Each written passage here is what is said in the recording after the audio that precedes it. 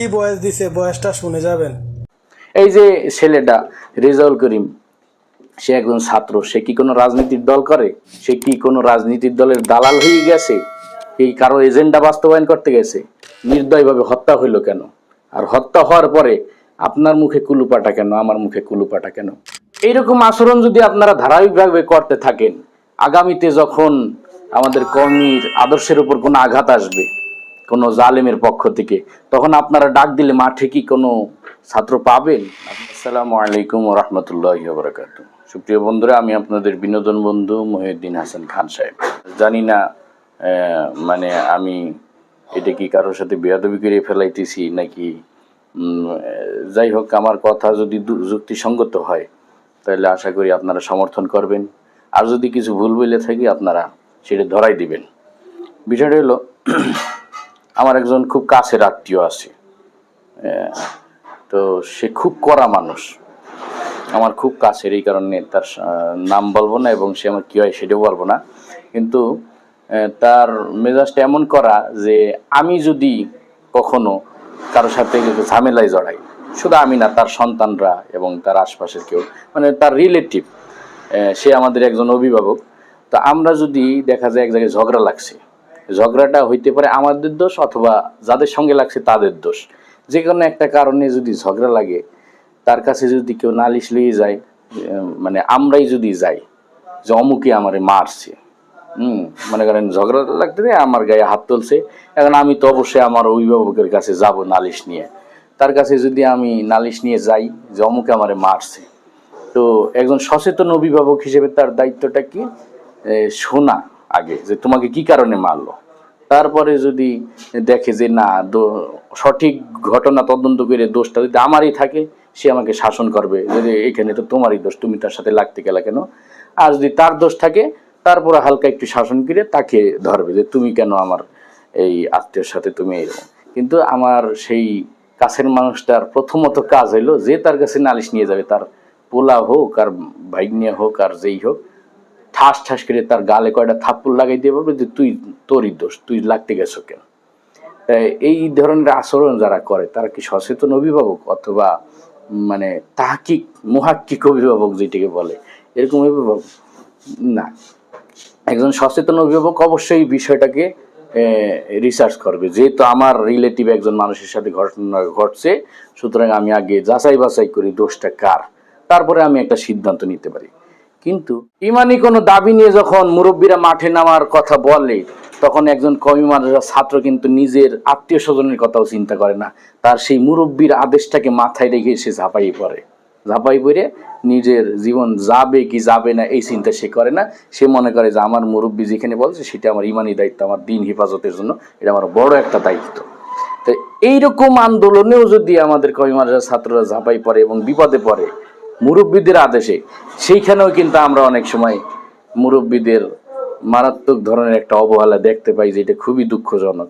আর আমাদের রেজাউল করিম ভাই, যাত্রাবাড়ি মাদ্রাসার ছাত্র, সে কিন্তু মানে কোনো আন্দোলনেও যায় নাই, কোনো মানে দলের, এখানে তো একটা দলেরই দুইটা গ্রুপের সংঘর্ষ হয়েছে, সে সেই দলের মানুষও না, কোনো কারণ না, সেদিন সে গেছিল তার নিজের একটা জরুরত সারতে, এবং জরুরত সেরে আসার পথে সে ওই দুনো দলের সংঘর্ষের মাঝখানে পড়ে সে আল্লাহর হুকুম হয়েছে, সে শহীদ হয়ে গেছে।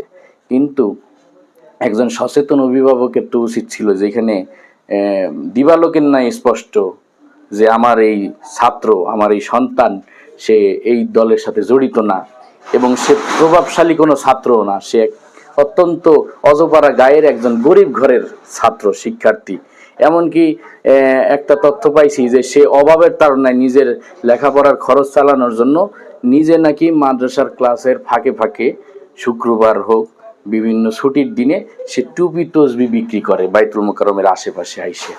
তাহলে এইরকম একটা ছাত্র সে কতটুকু অসহায়, এইরকম একটা অসহায় ছাত্র জালিমদের হাতে মারাত্মকভাবে নির্যাতিত হয়ে এইভাবে মারা গেল, সেখানে একজন মাদ্রাসার মুহতামিম হয়ে যদি বলে যে আমরা এর দায়ভার নিতে পারবো না, অথবা যেমনি মরছে সেই মাদ্রাসা বাইরে গেল কে, এই ধরনের কথা বলা কতটুকু যৌক্তিক। অথচ আমরা আল্লামা বাবুনগরী হজরত রহমতুল্লাহ আলাই, আল্লাহ তার কবরের মাকামকে আরো সুউচ্চ মর্যাদা দান করুক। তার একটা বাণী শুনছি, বাবুনগরী হজরত বলছিলেন, একজন ওস্তাদ যদি তার সন্তানকে এবং ছাত্রকে দুইজনকে দুই নজরে দেখে, সে প্রকৃত ওস্তাদ না। প্রকৃত ওস্তাদ সে যে তার সন্তানকে যেমন ভালোবাসবে, তার একজন ছাত্রকে ওই রকম ভালোবাসবে।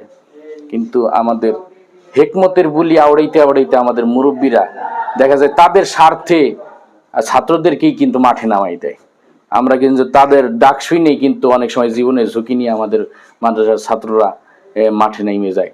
কিন্তু তারা যখন বিপদে পড়ে তাদেরকে তখন পাশে তো পাওয়া যায় না, উল্টা বদদুয়াতে আমাকে যে তোমরা কেন গেছো এর ভিতর, আমরা এর দায়ভার নিতে পারবো না। সেইখানে এই ছাত্রটা তো ওই রকম তাদের ডাকেও যায় নাই, সে সম্পূর্ণ নির্দোষ। হ্যাঁ, এইটা দিবালোকের নাই স্পর্শ।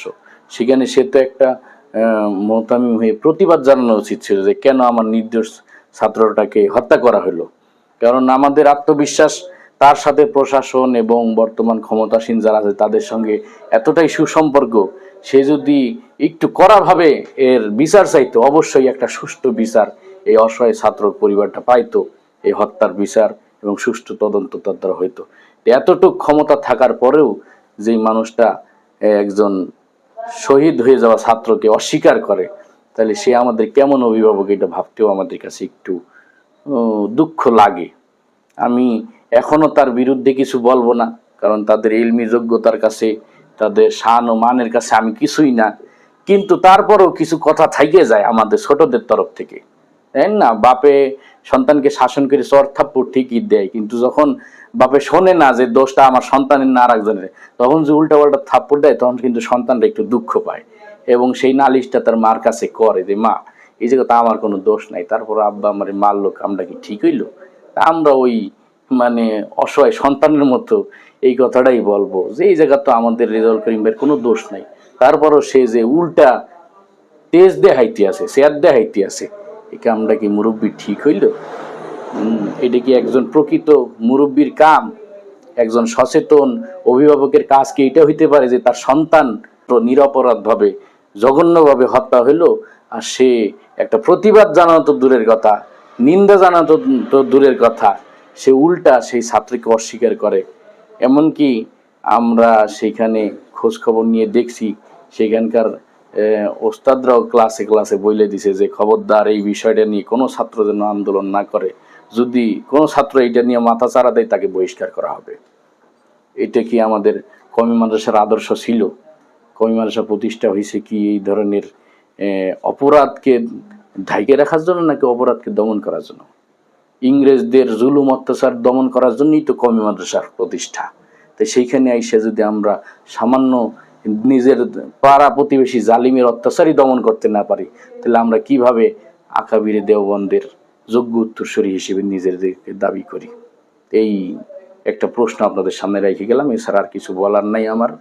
এটা নিয়ে আমি প্রতিবাদও করার যোগ্যতা নাই, প্রতিবাদ করার মতো যোগ্যতা সম্মত মানুষ আছে। ছোট মানুষ হিসেবে এই একটা মনের দুঃখে একটা নালিশ করলাম যে এইটা কি আমাদের বাবার কাজ হইল? তিনি আমাদের বাবা হইয়া আমাদের উল্টা ধমক দিলেন।